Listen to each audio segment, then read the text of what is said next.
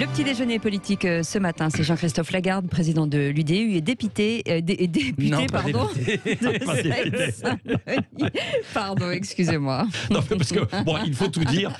On parlait justement un petit peu des difficultés du moment et de certains qui peuvent être dépités, mais ce n'est pas le cas de vous, Jean-Christophe Lagarde. Bonjour. Bonjour. Alors la loi sur la sécurité, les images de manifestations avec les forces de l'ordre devront être floutées pour ne pas les reconnaître, ces forces de l'ordre. Est-ce que c'est une atteinte aux libertés, comme le disent les détracteurs, ou au contraire une protection pour les policiers et gendarmes? Alors, je ne crois pas que ce soit une atteinte aux libertés et que c'est une indispensable protection pour policiers et gendarmes. Je m'explique. Ouais. Bien sûr que n'importe qui, un journaliste en prend encore plus, mais un citoyen peut filmer une intervention de police qui a lieu.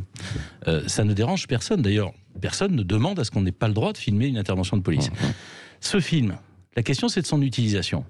Si par exemple l'intervention de police se passe mal, que le policier ou les policiers commettent une faute, c'est une preuve utile pour la justice, pour un procureur de la République, pour l'inspection générale de la police nationale ou de la gendarmerie nationale.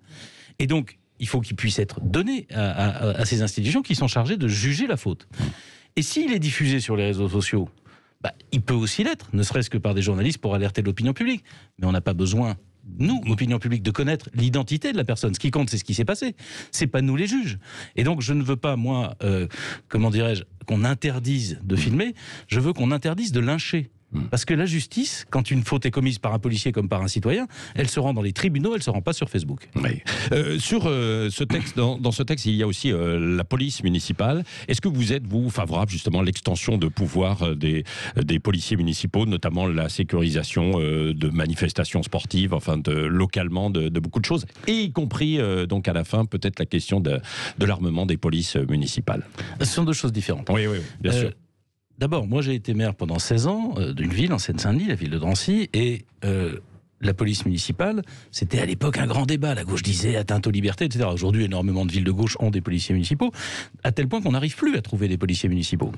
Et donc la police municipale, c'est un complément de la police nationale qui n'a pas la même mission. La police nationale, elle a l'ensemble des missions de sécurité, et y compris la police judiciaire, c'est-à-dire la capacité d'enquêter, de poursuivre, d'engager les procédures judiciaires. La police municipale, elle fait beaucoup d'autres choses, elle est indispensable, et aujourd'hui, il y a tout un tas de missions qu'elle n'a pas le droit de faire. Je vais vous donner un exemple très bête et très concret. Elle ne peut pas relever une infraction quand des gens jettent des dépôts sauvages d'ordures sur la rue.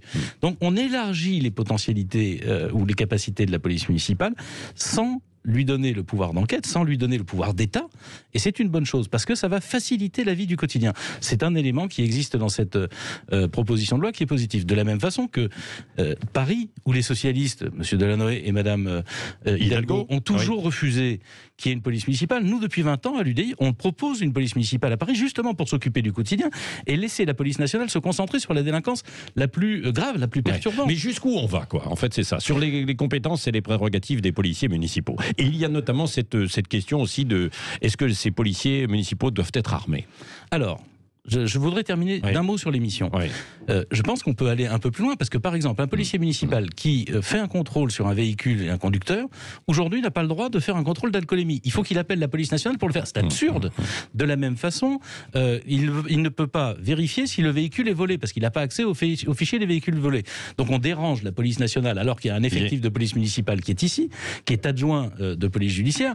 Il n'y a pas de raison en réalité qu'on le fasse. Donc élargir, c'est renforcer les capacités d'action au service des Français. Ensuite, l'armement de la police municipale, moi je suis contre le fait qu'on... Il faut savoir qu'un policier municipal qui est en action, il est sous la responsabilité pénale du maire. Et donc certains maires souhaitent que leur police municipale soit armée parce qu'ils jugent que dans leur ville c'est indispensable, d'autres ne le souhaitent pas. On doit laisser les maires le choisir, parce que... mais là, est-ce qu'il n'y a pas un risque des shérifs, entre guillemets, et puis d'autres qui n'iront pas jusque-là? Est-ce qu'il n'y a pas un danger? Écoutez, d'abord, je pense que la plupart des policiers municipaux aujourd'hui sont armés, mais je ne crois pas que les maires soient des shérifs. Je crois que les maires sont des gens responsables, qui se retrouvent face à la population. Ils font partie des rares élus qui sont vraiment obligés de rendre des comptes à la population. C'est pas le président de la République, les ministres, ou même les parlementaires qui rendent vraiment des comptes à la population. C'est les maires qui sont tous les jours, au quotidien, sur... Donc la discrétion des maires... C'est pas la discrétion. Puisque c'est leur responsabilité, ça doit être leur choix. Moi, j'avais fait le choix de les armer pour une raison simple, mais je peux comprendre que d'autres ne le fassent pas, parce que quand vous mettez en uniforme quelqu'un dans la rue, vous pouvez en faire une cible. Et Et pour tout vous dire, j'avais imposé qu'ils s'entraînent au tir une fois par mois, non pas pour en faire des cow-boys, mais pour qu'ils maîtrisent leur arme. Ouais. Il est arrivé une fois qu'ils aient à s'en servir, lors de l'arrestation de braqueurs, et ils s'en sont servis avec un professionnalisme et un sang-froid qui m'ont impressionné, justement parce qu'ils étaient bien entraînés. Donc l'armement va à ça. Et il y a une dernière chose que je propose dans ce débat, mais qui n'est pas pour l'instant retenue par le gouvernement, et je le regrette, c'est qu'on les autorise aussi à utiliser ce qu'on appelle les armes longues, en clair des fusils. Non pas pour la délinquance du quotidien, mais qui se souvient de janvier 2015, j'étais maire, où on avait les deux frères Kouachi et Koulibaly qui se baladaient, où aux portes de Paris, vous aviez puisqu'ils avaient des gilets pare-balles, vous aviez des policiers qui avaient des armes longues permettant de transpercer les gilets pare-balles. Eh bien moi, à ce moment-là, j'ai dû dire à ma police municipale, vous ne sortez pas ou vous ne cherchez pas la sécurisation de ce genre de choses, parce que, alors qu'on avait besoin de toutes les forces de police sur le terrain, eux n'étaient pas armés pour se défendre contre des terroristes.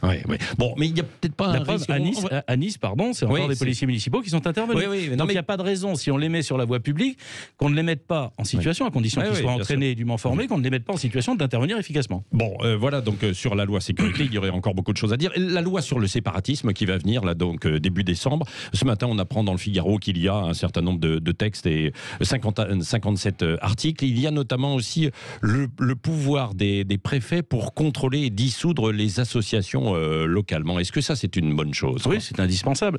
Oui. Mais là encore, la question, c'est pas tellement le pouvoir du préfet, c'est la capacité que l'État va se donner à contrôler ce qui se passe dans une association. Une association, c'est un regroupement d'individus privés qui mènent un certain nombre d'activités. Alors, vouloir leur faire signer une charte, comme le dit le président de la République, très bien. Simplement, la question, c'est l'application de la charte. Est-ce qu'on est sûr que dans l'association, il y a réellement... Ça, ce contrôle-là, il va falloir que l'État le fasse. Et ça passe donc par les préfets, donc évidemment. Ensuite, il y a un travail aussi sur la haine qui se propage via les réseaux sociaux. Il y a un article qui est envisagé par Dupond-Moretti et Darmanin. Là aussi, il va falloir légiférer, encadrer. Vous êtes favorable à quoi sur cette loi? Alors d'abord, c'est indispensable de casser l'écosystème de la haine. C'est-à-dire que sur les réseaux sociaux se diffusent des inacceptable, anti-républicain, antisémite, totalement intolérant religieux, voulant nous imposer un mode de vie. Ça doit être cassé. Parce que, évidemment, tout le monde ne devient pas subitement un assassin au couteau. Mais ça favorise une ambiance qui fait que quelques dingues, quelques ravagés vont se retrouver à un moment donné à agir. On le voit bien aujourd'hui, seuls, sans forcément de commanditaire. Cet écosystème doit être cassé à la fois en responsabilisant les diffuseurs. Moi, je veux que les diffuseurs sur les réseaux sociaux soient responsables, mais en poursuivant systématiquement, et ça demande encore des moyens pour pouvoir ne laisser personne passer à travers les mailles du filet. Oui, parce qu'il y a l'anonymat, donc il faut aussi pouvoir retrouver en fait les gens, les repérer. Et quant à l'anonymat, moi je pars du principe que lorsque vous êtes dans la rue, sur la place publique, dans un bistrot quand ils sont ouverts, et que vous dites quelque chose, vous êtes responsable de ce que vous faites parce qu'on sait ce que vous dites. C'est une place publique. Eh bien, les réseaux sociaux sont une place publique et je suis pour qu'il ne soit pas possible d'ouvrir un profil sur un réseau social sans décliner votre identité. Pas forcément en face, mais qu'on puisse le retrouver immédiatement sans attendre le bon vouloir de Facebook ou autres réseaux sociaux. Jean-Christophe Lagarde, Emmanuel Macron va s'adresser à nouveau aux Français la semaine prochaine, a priori, pour expliquer les conditions du déconfinement, s'il y a un déconfinement et quelles conditions. Vous, qu'est-ce que vous attendez, notamment une ouverture pour les petits commerces que vous défendez déjà depuis quelques jours? Ce sont deux choses différentes. Je pense que le gouvernement raconte des histoires là-dessus. D'abord, j'attends de voir les chiffres. C'est-à-dire ils baissent aujourd'hui et j'espère qu'ils baisseront encore plus et nous en avons tous besoin. Deuxième chose, les petits commerces, de mon point de vue, n'auraient jamais dû être fermés pour une raison simple. Ils ne sont pas contaminants. On voit bien que quand vous allez dans un supermarché, vous touchez les mêmes caddies, les mêmes rayons, les mêmes objets, vous avez plus de risques de contamination que quand vous allez dans le commerce d'en bas de chez vous, qui en plus peut limiter le nombre de personnes qui rentrent en même temps, etc. Je pense que le gouvernement a fait une erreur parce que c'est économiquement destructeur pour plus de 250 000 petits commerces qui ont aujourd'hui des stocks et qui ne peuvent pas vendre avant Noël, mais c'est sanitairement inefficace. D'ailleurs, j'ai demandé 5 fois dans l'hémicycle à M. Véran de nous donner une étude qui montrerait que ces petits commerces étaient plus contaminants. Ils ont commis l'erreur suivante. Le confinement, c'est pas de fermer les commerces, c'est de limiter votre liberté d'action, c'est-à-dire qu'en dehors de votre travail, vous ne sortez qu'une fois, 1h30 par jour, et ça, dans cette heure et demie, vous choisissez, c'est ce qu'on aurait dû faire, vous choisissez si vous allez faire pisser votre chien, ou si vous allez dans un supermarché, ou si vous allez dans le commerce de proximité. On aurait été plus intelligent, et je pense que les Français auraient compris la cohérence. Comment on explique aujourd'hui? Mais le gouvernement a menti alors dans ses différents propos, alors à chaque fois pour justifier. En tout cas, il ne l'a pas basé sur. Il n'a pas basé sa décision sur une donnée scientifique. Oui. Et deuxièmement, il s'est trompé de voie. Comment est-ce que vous expliquez aujourd'hui que sur les marchés à ciel ouvert, les commerçants alimentaires peuvent être là et les non alimentaires ne sont pas là parce que les non alimentaires sont plus contaminants? C'est absurde. Comment vous expliquez qu'un marchand de tissus a le droit d'ouvrir mais pas un marchand de vêtements? L'un est plus contaminant que l'autre. Ça n'a pas de sens.